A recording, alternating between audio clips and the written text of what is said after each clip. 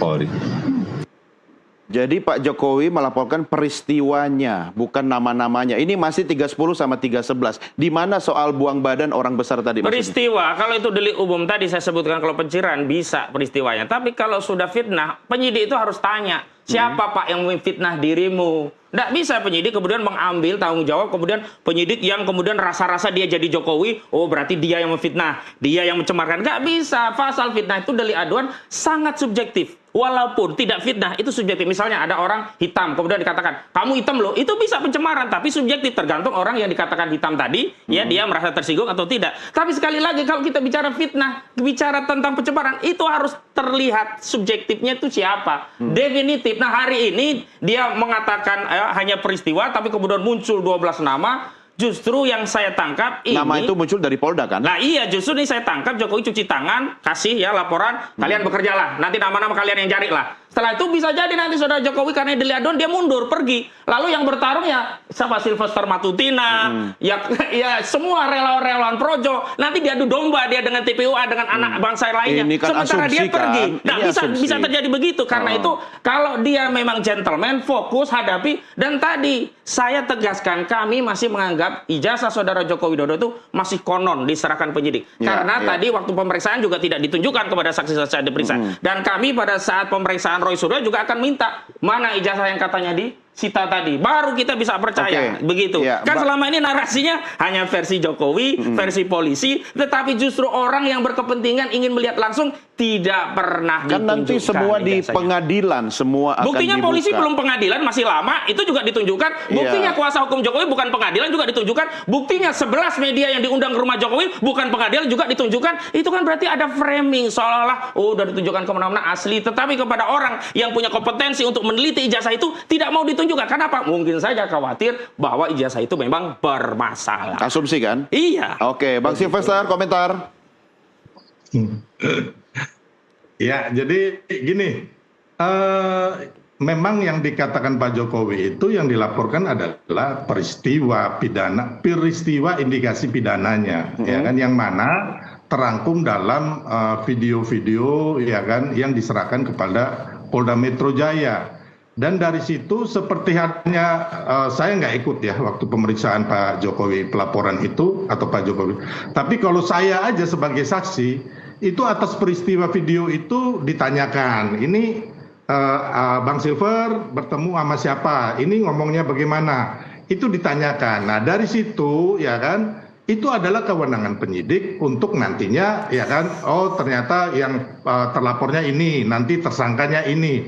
Itu kan bagian dari pengembangan, bukan juga kita yang saya nggak tahu ya kalau umpama, karena saya bukan pelapornya. Intinya waktu saya jadi saksi, itulah pengembangan dari penyidik. Yang misalnya gini Bang kan. Silver, misalnya nih contoh nih ya, misalnya saya kemudian merasakan ada pencemaran atau fitnah. Kemudian saya mendapatkan fitnah itu melalui konten di media sosial. Tapi saya tidak kenal. Tapi saya kan bisa menunjuk atau merujuk kepada orang yang menyebutkan itu. Misalnya ciri-cirinya seperti ini, pakai baju ini, atau mungkin inisialnya kalau saya bisa tahu. Kenapa? Nah, justru inisial itu sudah muncul dari kuasa hukum Jokowi. Sementara Jokowi tidak mengakui. Ini siapa yang dusta? Oke, kuasa silakan. hukum Jokowi yang dusta karena menyebutkan inisial ada 5. Atau saudara Jokowi yang buang badan kepada kuasa hukum dan kepada penyidik serta elemen anak bangsa. Dia tidak mau menunjukkan jati dirinya bahwa lo yang nyemarin gua, lo yang mencemarin gua, lalu dibuang badan Ya, begitu. istilahnya Pak Gosin buang badan. Gimana Bang Silver?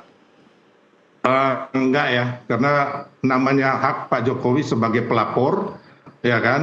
Tentunya di dalam pemeriksaan awal itu ada timbul nama-nama pelapornya. Setelah itu ketika keluar diadakan konferensi pers, disebut nama pelapornya, nggak jadi masalah kok, itu nggak ada menyalahi undang-undang ya kan. Jadi kembali lagi menurut saya kita kembali saja ke pokok materi perkara yang ada sekarang ini ya kan. Jadi benar-benar yang kita, kalau Bang Kosinudin keberatan dengan katanya Pak Jokowi buang badan, kan bisa aja di pra-peradilan ataupun digugat dengan hal yang lainnya gitu loh. Ya. Saya pikir kita nggak perlulah dalam hal ini tidak mencerdaskan bangsa kita mengenai proses yang ada. Silakan Abang dan teman-teman lakukan gugatan gitu loh. Ya pastinya kalau itu nggak usah diajari lah. Kami sudah siapkan banyak strategi. Tapi ajari saudara Jokowi jujur saja dan nggak melanggar undang-undang saja. Undang-undang itu nggak dilanggar kalau ada orang melaporkan. Ya. Siapa yang melaporkan? Siapa yang dilaporkan? Terbuka saja. Hei Jokowi, siapa yang kau laporkan? Abraham Samad misalnya, Roy Suryo misalnya, Kurniati Darwani, nggak ada masalah juga. Tapi jangan membangun narasi seolah-olah tidak tahu, buang badan kepada proses penyelidikan. Begitu selesai penyelidikan muncul 12 nama. Seolah-olah nanti kalau ada tindakan yang dolim kepada 12 nama, bukan tanggung jawab saudara Joko Widodo sebagai pelapor, nanti dibuang badan kepada relawan-relawannya. Nah akhirnya adu domba dengan relawan begitu. Anda nggak perlu merasa hebat mengajarkan Pak Jokowi ya. Saya juga tidak nggak enak merasa juga hebat terhadap saudara. Jadi saudara tadi jangan ngajari saya langkah hukum yang perlu saya tempuh dan tim saya. Itu pesan saya. Kamu tuh udah menang berapa banyak perkara. Kamu nggak usah ngajari saya. Nggak perlu menang. Saya bicara kebenaran. Kebenaran tidak peduli siapa menang kalah. Tapi harus ditegakkan. Itu pesan moralnya. Kalau kebenaran dimenangkan dengan intervensi kekuasaan tidak bernilai. Dan rakyat semuanya akan melihatnya. Ya, gantian biar dijawab dulu. Nanti saya beri kesempatan menjawab. Silakan, Bang Silver. Silakan. Jadi kembali lagi kita nggak usah bangun framing-framing yang menurut saya sih nggak perlu ya. Bagaimana sekarang ini ya kan Bang Hosinuddin dan kawan-kawan memberikan argumen yang baik ya kan kepada masyarakat.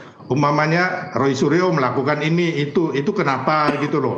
Jadi daripada kita melebar kepada hal-hal yang nggak usah ngajari kami lah. Silakan berstatement. Saya paling tidak suka diajari orang lain yang sok lebih tahu dari saya. Ngomong statement Pak Jokowi saja yang langsung ke pokok masalah. Anda sebagai manusia beradab, tolonglah hormati orang Kalau lain. hormati saya juga nggak usah ngajari saya. Saya hormati Anda. Ya Saya udah panggil fokus aja saja kepada Anda masalahnya. ngomong. Tidak perlu bicara tentang harusnya. Jadi Anda nggak perlu mengajari presiden 2 kali. Anda siapa? Loh, saya tidak pernah mengajari Anda. Saya fokus kepada saudara Joko Widodo. Saudara bukan kuasa hukum saudara Joko Widodo. Nggak usah ngomong gede, Hosinuddin. Anda juga nggak usah ngomong besar, Sylvester. Ya, jadi intinya kau nggak perlu, kau bukan orang hebat di Republik Kau juga ini. bukan orang biasa. Kau orang biasa. Kau bukan orang hebat. Ya, Dia lebih Bapak-bapak. tahu hukum daripada Anda. Ya, Bapak-bapak, Intinya itu. kalau seperti ini penonton kita tidak akan mendapatkan manfaat atau informasi. Sebentar ya, saya mau tanya satu hal dulu ke Bang Silver. Artinya langkah-langkah yang dilakukan oleh Polda Metro Jaya menurut Anda dari kacamata Anda sebagai praktisi hukum, ya kan, itu sudah tepatkah? Kemudian kalau sudah tepat, reasonnya apa menurut Anda? Sudah sangat tepat, ya kan, termasuk Mabes Polri sudah sangat profesional, sudah sangat tepat karena apa yang dilakukan sekarang ini sesuai prosedur hukum yang berlaku, gitu loh. Nggak ada diistimewakan, makanya saya bilang tadi pemeriksaan di Solo karena memang yang diperiksa banyak orang, mereka harus terbang ke sana, gitu loh. Terus kemarin itu memang Pak Jokowi dalam tahap pemulihan, ya kan, beliau diobservasi oleh dokter, memang bisa beliau katakanlah jalan di seputar Solo. Tapi kalau harus naik pesawat, ya kan ada orang yang ketika diobservasi itu dokter mengatakan nggak boleh. Contohnya ibu yang hamil atau ada orang dengan kasus-kasus sakit apa gitu kan. Nah ini juga kita nggak tahu. Tapi intinya waktu pemeriksaan di Polda Solo itu, Polres Solo itu banyak orang lain juga diperiksa di launch itu. Jadi bukan hanya Pak Jokowi yang diistimewakan. Tapi kalau menurut saya nggak bagus lah membangun framing-framing seolah-olah Pak Jokowi diistimewakan gitu loh. Terus Soal Pak nama Jokowi itu kemudian muncul dari Polda, tidak disebutkan oleh Pak Jokowi, Pak Jokowi tidak menuding, kata Iya. Pak Gosin seolah buang badan begitu, Anda setuju nggak? Gimana Bang Silver, Anda setuju nggak soal buang badan itu yang tiba-tiba muncul nama-nama yang enggak ya, itu memang dari Polda yang menemukan ya kan indikasi tersangka atau terlapornya ya. Jadi memang saya pun nggak tahu tiba-tiba udah ada muncul nama itu ya kan, bukan saya ya karena saya saksi kan, Ya. saksi pelapor ya kan. Jadi intinya itu kan kewenangan dari Polda, mestinya teman-teman itu gugatlah Polda itu gitu loh. Entah Oke. gugatan pakai apa terserah lah ya kan. Kalau kita hanya ngomong ini kan berarti kan kita membangun narasi yang sesat dan ini nggak bagus buat bangsa kita gitu. Oke, baik. Sebentar, Pak Gosin, Ya. 3 saksi yang diperiksa hari ini, Baik. itu tadi Anda katakan Pak Sunarto itu akhirnya jadi atau tidak diperiksa? Tidak, jadi tidak jadi. ya, kembali. Berarti cuma 2. Dua. Nah, substansi pemeriksaan terhadap Yulia Widianingsih sama Rahmat Hilman itu apa? Substansi terkait dengan kegiatan penyampaian pendapat di muka umum yang Oke. disiarkan oleh YouTube di sejumlah tempat. Ada yang di Bareskrim, ada juga yang di kantor TPU di Tanah Abang,